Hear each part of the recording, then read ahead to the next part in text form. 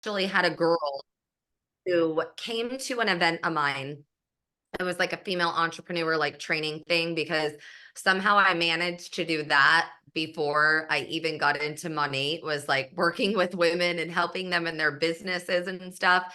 But when you would come to these events that I would have, and we would have anywhere from, 50 to 150 women at these paid for events, female entrepreneur events, where we would use my clients as like panelists.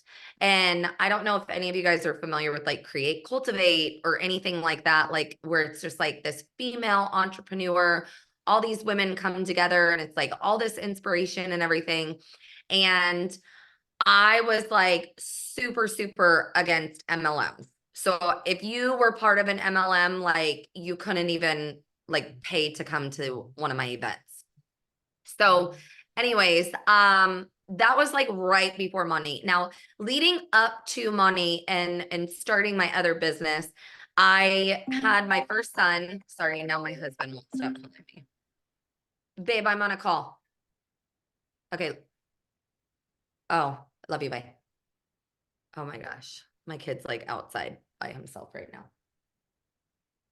Okay. Um, my husband got him. It's fine. Everything's fine. He's on our property. Anyways, so I was a teen mom. I had my first son when I was 19 years old. And I had decided at that point that I had to do something from home. Like I had to do something that would give me the opportunity to work while I had him. So I ended up getting into nannying. I nannied for a couple years until I had my second son. And then when I had my second son, it was like I couldn't nanny with two kids. Like, hey, I'm here to be your nanny of your three kids, and like I have my two, and then we had like five kids together. It didn't work anymore. So my husband and I ended up moving away from the beach, and we just thought, okay, let's just like downgrade things. Like we just, downgrade and upgrade at the same time because it was a lot cheaper to move away from the beach. And what it did was it pulled him further away from work. So he was driving like 3 hours each way to work every day. It was nuts. Like I look back on our life and like what it was, and it's just like pure survival mode. So at that time was probably like the deepest of my hole that I was in, like financially and everything. I mean, it was like daily calls just trying to figure out how to like keep, the electricity on. And my husband was like covering all the bills at that point, and everything outside of what my state insurance and my food stamps would cover. So I was trying to do like any like in between things then, but I had my second son, so it was kind of like a little bit harder to do things with two kids. So at that point, I had found this DIY thing on Pinterest. And this was like 2012 when Pinterest first started like popping off. And it was this like DIY wood frame mirror. I looked at it and I was like, okay, I think I can make that. And I was like, and then I think I could sell them because it's only $20 to make that. Like I can make that for only 20 bucks. And so I ended up going and searching. You guys, at this point, I had never heard of like brands like Restoration Hardware, Pottery Barn, West Elm. Like I had never even, I lived in Southern California, and my ass walked like right by the stores and didn't even like, I didn't even look at anything. Like it was like so out of reach that I didn't even know like the names of the stores or anything like that. So I was like, oh my gosh, if they're charging like $500 for a mirror, I could easily charge like, 250. Like I could totally do that, 200 bucks. So long story short, that snowballed into an amazing business over the next 9 months. I was at that time building custom end tables and coffee tables. And it kind of just went from like one customer asking me if I could do something. And the reason why I share this part of my story so much is because I realized looking back how much self-belief I had. Like my whole family would be like, you've never made that. How did you just take money from them? Like you can't make that. And I was like, I'll figure it out. Like I'll just do it. Like I'll figure it out. and I was really, really bad. I still am like the worst person in the world at like directions. Like I can't, like it's really hard for me to follow cooking instructions. Like I just kind of want to do like what I think. So building was like everything out of my own head. Like I would just be able to look at it and build it. So 9 months into that, I had submitted myself, and this is another key part of my story that I look back on, and I'm like, I put myself out there. I was a no one, okay? Literally no one. I had no celebrity clients at this point. I had the moms in the neighborhood that were like, buying custom mirrors for their kids, and like the people on Facebook exchange, like nothing. And I submitted myself for the Bethany Frankel talk show. And the segment was called Bethany in Your Business. And I was like, I've never watched this talk show. I don't know what this is, but I know that I want Bethany in my business because the girl has freaking made it. So I submitted myself for this. A couple days later, I got a call from a casting producer, and she got off the phone with me. And at the end of our conversation, she said she was just like kind of like running through something, right? Like as if someone was to get on the phone and be like, okay, Joe, where do you live? Okay, and how long have you been doing this? All right, awesome. Okay, well, if we decide to go with you, then we will give you a call back. If not, we'll keep your information on file. Like that was the conversation. So I was like, hell yeah, like I stood out enough for someone to like call me I didn't even care if I got the show. I didn't care about anything. Like just the call was enough for me. So 2 weeks later, I was actually at an install that went completely terrible, you guys. Like they rejected the furniture. Okay. I built this furniture and they rejected it. They're like, that's not the color we ordered. I'm like, it is the color you ordered. And they're like, well, that's not the color that we want. So my husband and I are sitting in the middle of LA, literally like, holy shit, how are we going to pay the bills? Because they just rejected the furniture. And now I am like built into like now I paid to build this, counter height table with 4 bar stools. And we're sitting in this ghetto. You guys, I don't even know what part of LA we were in, but it was like sketchy. And I was like, oh my gosh, my phone starts ringing and it's New York. And I'm like, babe, I got to get out of the car. I have to get out of the car. We have the kids in the car, you guys. And I'm like, this is the talk show. So I get out of the car and I answer, and she's like a totally different person. She's so nice. She's so sweet. She's asking me all these questions about my business. And I'm like sitting outside, my husband's in the car with my like 2-year-old and my 5-year-old, and they're losing their shit. And I'm like at this ghetto gas station, like, hold on 1 minute. And so I end up telling the lady, like, a little bit more about my business and all of that.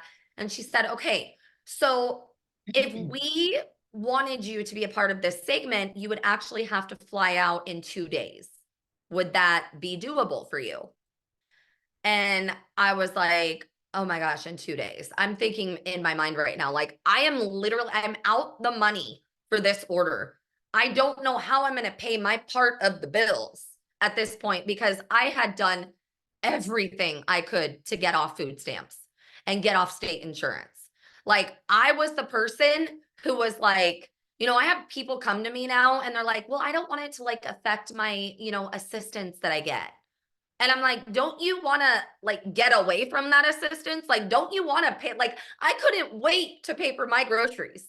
Like, I couldn't wait to pay for my insurance, like all of those things. Hold on, mommy will be done in just a little bit. So anyways, I was like, oh my gosh, 2 days. That means I'm going to be like flying out there. They asked if I could stay for 3 days. And I'm just like, and I'd never been away from my kids before. I'd never been away from my husband. And I'm like, I have to do this. Like, it's making me like emotional thinking about it. Cause I like, it's just like, it was the thing that I like didn't want to do, but I knew I had to do. I was also the person who was like so unimpressed by celebrities because I had been around so many at that point. Not through my business, just through like real life and, Southern California and friends of friends and stuff. And I was just like, oh my gosh, like, so I had gone out there, flew out there by myself. The markers we just did, like, I think they're up on the desk, or go ask grandma. Oh, there's one right there. So I fly out there. I'm out there for 3 days, and the white one honey, you got to go ask grandma. Go ask grandma. She hid them from you.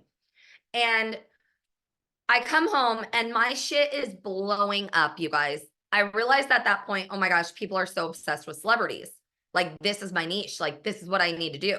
So I start reaching out. Here's another part of my story I really want you guys to understand. I start reaching out. Okay. I reached out. Like, I just made my like dream client list. Like, if I could reach out to any celebrity who I related to, who maybe was a mom, or maybe, you know, I was inspired by, or maybe listen to their music or whatever it was.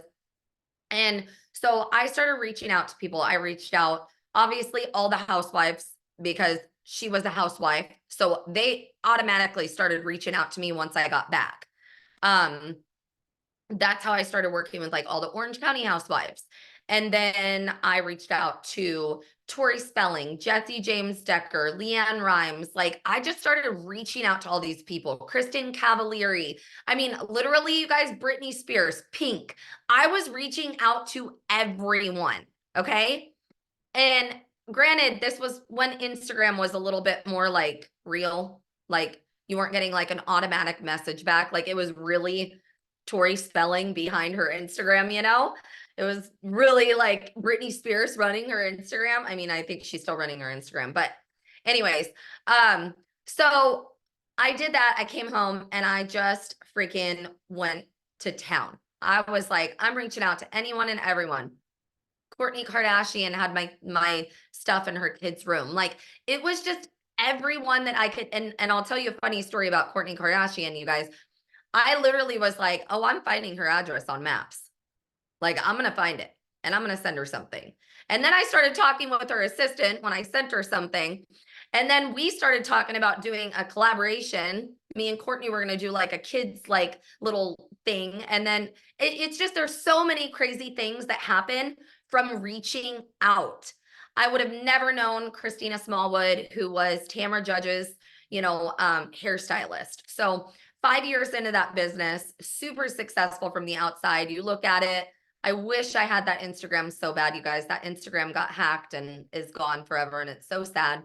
But it was like, from the outside, I was the person that you would not reach out to thinking I would ever need this business.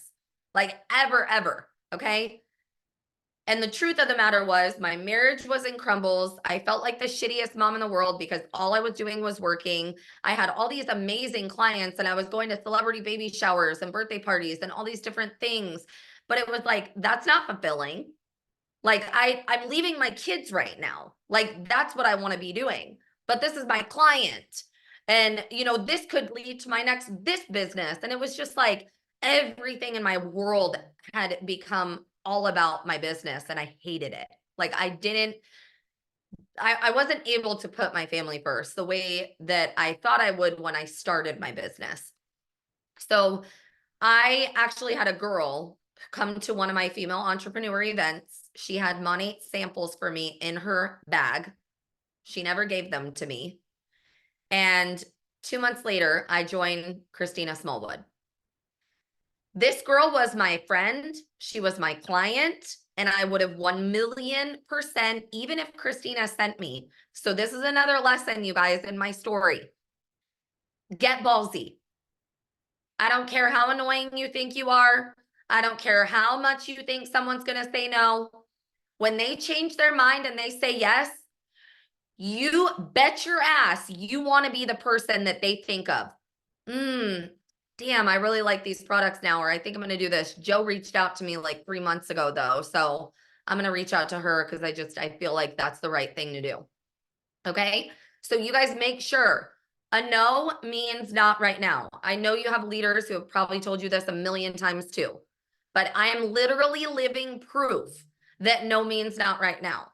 I said no. I ghosted her. She finally sent me products. I didn't ask for them. I didn't want to use them.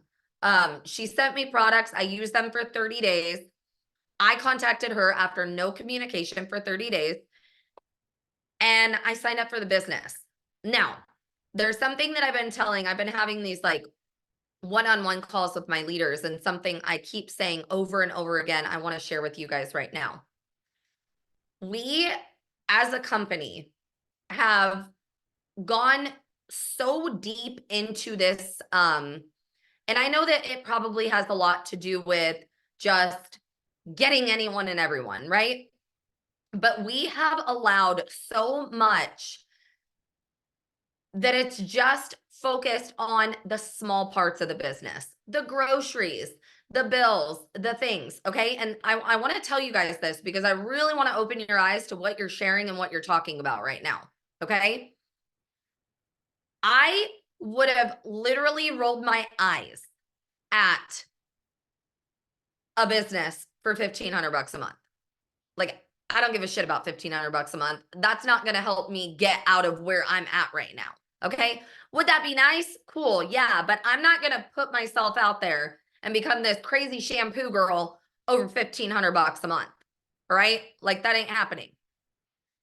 So when I joined, and this is why I'm saying we've been telling ourselves this lie. I've been telling myself this lie, and I'm realizing this like more and more as I like have these coaching calls. So anyways, I'm like sitting there on these calls and I'm like, okay, I joined the business, and this is what we say. Well, I joined the business because I just wanted to make a couple $100 a month. Okay, I joined. But what made me actually run? What made me actually treat it like a business and take it serious? Finding out that one of my uplines was making $84,000 a month. That's what made me run. That's what made me actually show up and treat this like a business and make it a priority. So if you guys want to reach the heavy hitters, the people who are going to come into this business and they're going to blow up and they're going to go up and they're going to show up at the top of this company, you got to talk about the big shit. You got to talk about the big numbers. You got to talk about the things. We have literally like converted ourselves back to this like safe place where we're just like, oh, and your groceries. No, someone who wants to make $100,000 a month don't give a shit about this shampoo paying for their groceries. Okay. That is not going to impress them. That might be cool for some people. And I'm not on here to like offend anyone. If that's your goal and that's your dream, that's awesome. But what do you want to bring into this business? What do you want to attract? Because you guys have to talk about the things you want to attract. If I would have known, like if someone sat me down and said, look, I hear you. I know it's a no, but I got to tell you what the potential is in this business. It maybe would have been different a lot sooner for me. Like I would have been running a lot sooner. So make sure if you guys are sharing your groceries, that's great. I still do. I still share my coffee. I still share the small things, right? But you have to share the big things too. You have to share something. Someone who wants to quit their full-time job, like let's be honest, they need to make $1,000 a week minimum to survive. Okay? You need to be talking about 4,000 to 10,000 to 20,000, all these different options. Like break it down, do the math for people. I know you can't say like, oh, income, blah, blah, blah, but there's ways around it. Get crafty. People who think like that, they'll do the math themselves. They'll be breaking that down. Wait, $1 million in 2 years? That's like how much? Holy shit. That's a lot of money. You guys could say things like that. It took her X amount of months to, make $1 million. Do the math. Like that's a lot of money in this shampoo business. You guys, that's how long it take. How long did it take you, Joe? 2 years? You hit in 2 years? Less? Yeah, I think a little less. So you guys, that's a lot of freaking money. And you are going to find people who are broke and need this, or you're going to find people who you would never, ever think would need this. So it's like, you can't write off anyone. And I think that just being, my like two main things that I wanted to talk about on here today was just how are you bringing people in? I call it pre-boarding. If you're not pre-boarding people, you're wasting a lot of your time.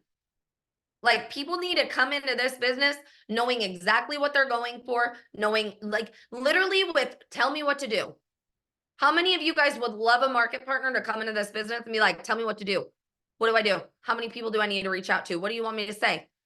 What I need to show up? I need to post. Okay, I'll show my face. Okay, I got to do my first live. They're going to do that when they understand what's on the other side of that for themselves. They're going to do it. I promise you.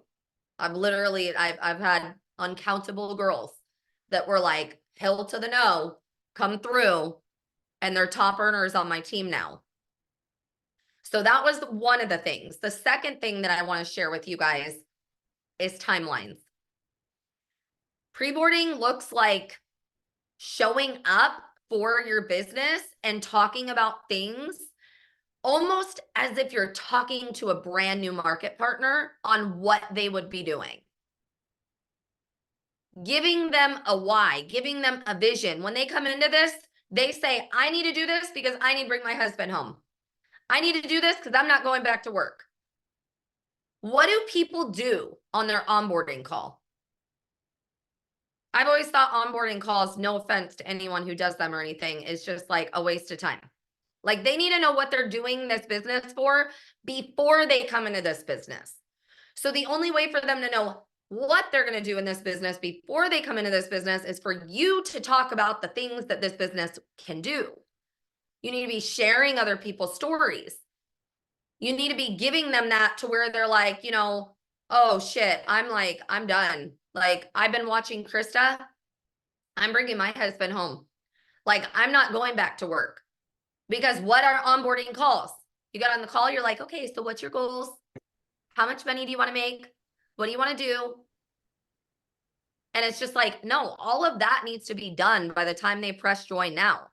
Like they need to be coming into this business with like all the goals, all the things. You shouldn't be having that call with them. They should already know what's possible in this business. They should already know the income potential. You guys should already be sharing that. Everything that you talk about on that initial call should already be shared. They should already know that. Okay, now the second thing is the timelines. You guys, the thing that I have loved the most about this Eric Worre challenge is that it has proven what people can do in a really short amount of time.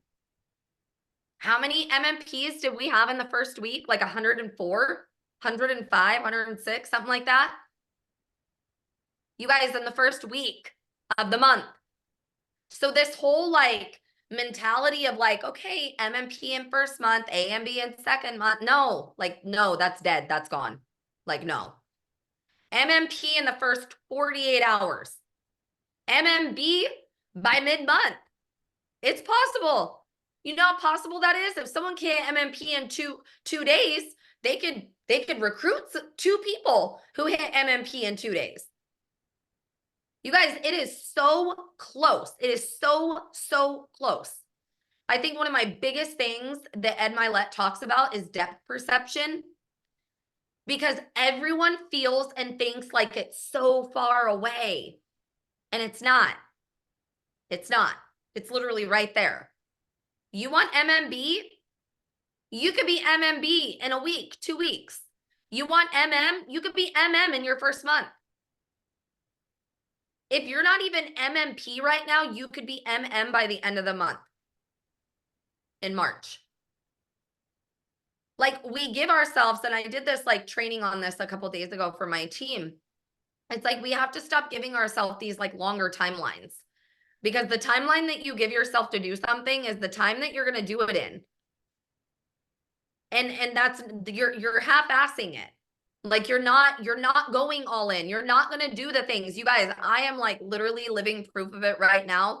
I have been hustling like crazy for these last VIPs that I need for my Tulum qualification.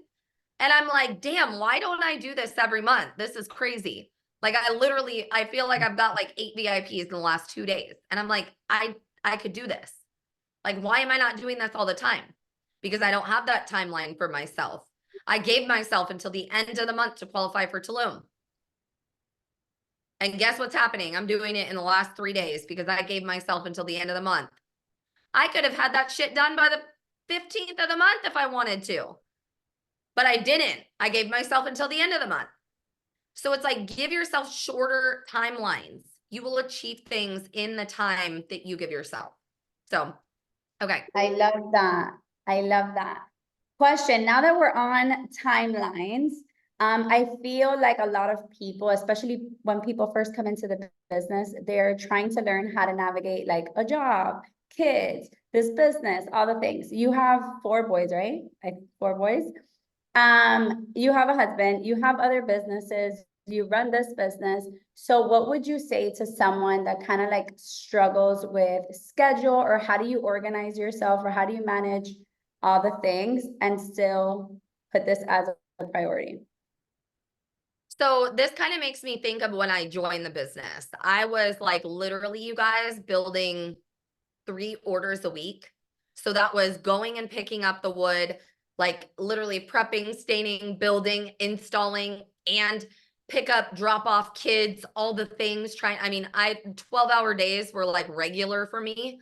And I built my business. I matched my like $10,000 take home income within 5 months while I was still doing that. Okay. So this is the thing. People will make things a priority if they know what's in it for them. They will make it a priority. They will figure it out, because here's what's going to happen, you guys. People have the time. They have the time. They're just busy doing shit that's not productive. They're busy watching Netflix at nighttime. They're busy going out for girls' nights on the weekend. They're busy doing things. And this is the thing. Most of these things don't even have to change. The biggest thing that has to change with people, and this is what I tell everyone who joins me who is worried about this, or even those who don't, okay? All you have to do is change your conversations to be successful in this business. You're around people, you're doing things, you're talking to people, you're seeing people. No matter what you're doing, you guys, I was not showing up to a freaking birthday party or anywhere without my suitcase of money stuff. Like, people knew if I was there, I was talking about the products. I didn't care how many people were making fun of me. The more they made fun of me, I'm like, let me wash your hair. Let me show you. Let me show you. And then I show that one person. So it's like, but why was I like that? Because I knew what I wanted out of the business. I knew that someone I knew was making $84,000 a month. And you guys, that's possible for all of you. I'm here to tell you, $84,000 a month is like beyond obtainable. So how much differently would you treat your business? And how much differently would people who come into the business treat the business if they really knew what was in it for them? Now, I'm not going to say every single person's going to be a runner. They're not. That would be lovely, but they're not. A lot of people are going to have issues talking to people about it. They're going to have this.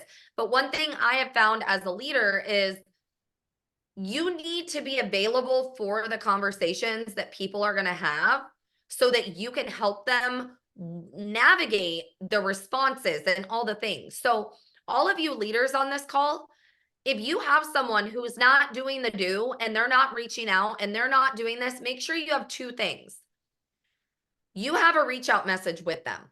So like they have a copy paste. I don't care what anyone says about cold marketing, cold sales, blah, blah, blah, blah, blah, blah, whatever. We are in sales. You are reaching out to people. You are having conversations. If your intention is pure, it is not a cold message to me. Okay.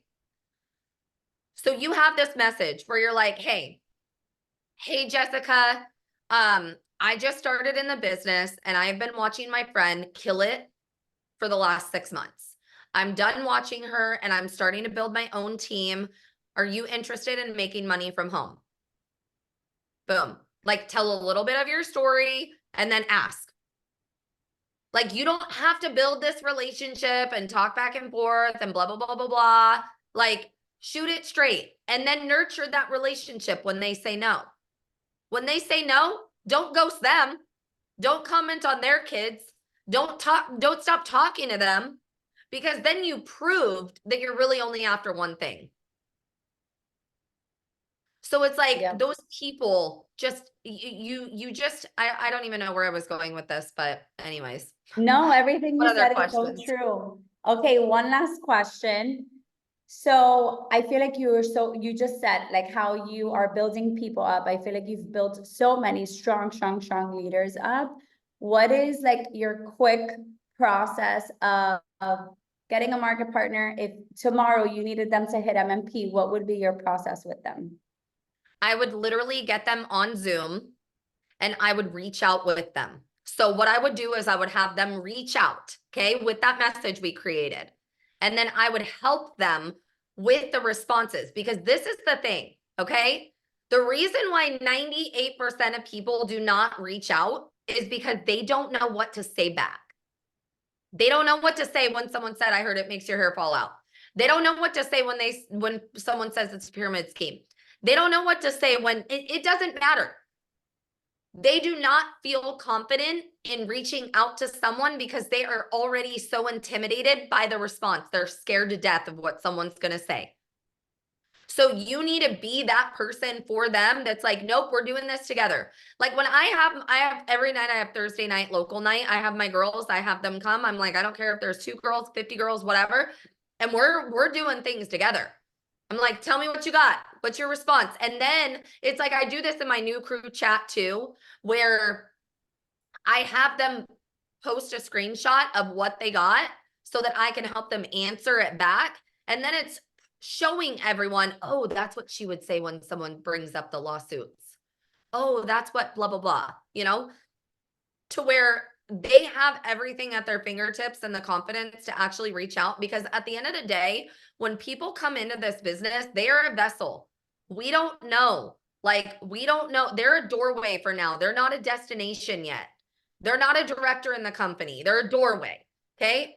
So we need all their contacts and we need to help them feel confident. And our goal is to build them and make them money. So that is how I would literally, I mean, and I have like my France team is blowing up right now. And this is literally all we've been doing. Like all we've been doing is just like, okay, tell me what you're getting. What are you getting? And then it's like everyone's starting to feel confident and growing together because they're all realizing, oh, she's getting that too. Oh, she's getting that. Oh, and then it builds this like tight community. And I think that relationship that people get when they grow with people is something super, super special too. I Do you graduate people from that chat, like once they've already hit MMP, or you keep them all together kind of So grow? as I started this chat in November and I have everyone in there. I've had, I'm trying to think. I've had pretty much everyone add their market partners in there. One of my girls has hit MMB. We probably have like, I don't know, maybe like 4 that should be hitting either this month or next month. And it kind of builds them as leaders in terms of like their MMB. They feel like they're the veteran in the account or in the chat, you know? So I was actually thinking about that the other day. I'm like, I think I'm going to do a different one like quarterly, because obviously a lot of people fall off and they're not working, and it's just like, okay, let's restart it like quarterly. So every quarter there will be like a new crew chat started with people who want to be going for, you know, whatever it is. But it's definitely worked out really, really well so far. I love that, Krista. Everything you've said is like on point. I know we went over time. There was just one little burning question that so many people requested. So maybe you can Yes. just tie this in with your closing. And it's about recruitment. Where are you as in still reaching out, or are people coming to you? And how does it differentiate from when you started Monet? Like your recruitment back then and your recruitment now? You know what? I actually don't feel like it has changed. I think that before this is what I want to say about recruiting, guys. It does not matter how many millions you've made. It does not matter how much success you've had. That will literally not matter at all with your recruiting. Like I am like dead serious about that. I was just, you know, like I said, I've been doing those one-on-one calls with all of my like leaders on my team. And that's another thing that I've talked a lot about is we had nothing too. Like Joe and I at one point had no paycheck. Like we had no car. We had no success in this business. And I was recruiting 50 market partners a month when I was making like $300, $500, you know, like it wasn't like I wasn't making all of this money and talking about all of this success. I didn't even have the car yet, you know? So I think that really, really making sure that you're doing both, like not relying on one or the other, because they both kind of feed each other. It's like if you meet, you know, someone at a park, you want them to be able to go on your social media and see what's up. And then if you're on social media, you want to be able to put it out there. So I think the biggest thing is just really, really sharing like the big picture for recruiting. Like those days that I get on, and you guys, I don't give a shit how pretty your graphics are, how much you're paying someone to make them, what they like, they do not work as well as your face. They never will. It doesn't matter if you rolled out of bed. It doesn't, like, your face is what will work. People will pay attention. They will listen. No matter what you think, no matter what you do, use your face. Stop doing like, I love the whole like trend of the reels, like, oh, just set your camera up and, you know, put some words on there and stuff. It doesn't work as good. I'm telling you right now, I've literally been like testing social media over the last like 6 weeks. And I have found so many different things that I'm going to be putting together, like something on social media that's sharing about it. But I'll tell you guys, your face, like your face will literally sell and recruit more than anything, and your voice. So if you are reaching out to people, do a voice memo. Like whatever your copy paste is, read it, like say it. You'll get so used to saying it, and it just makes it so much. If you have someone in your contact list, pick up the phone and call them. Like this needs to be like a relationship business for recruiting, especially. Thank you. I've always been a face person, maybe because I never got into content. I suck at it. But I'm like, the people want to buy you. I'm like, stop selling shampoo, stop selling the 100%. compensation. It sounds weird, but sell yourself. No, 100%. Krista, that was so good. Thank you so Thank much. you. Thanks for having me, guys. You did. You went above and beyond. So everyone go end the month strong. I hope you took some notes from this. Yes. And Yes. Go crush your goals. bye. Have a good night. Bye.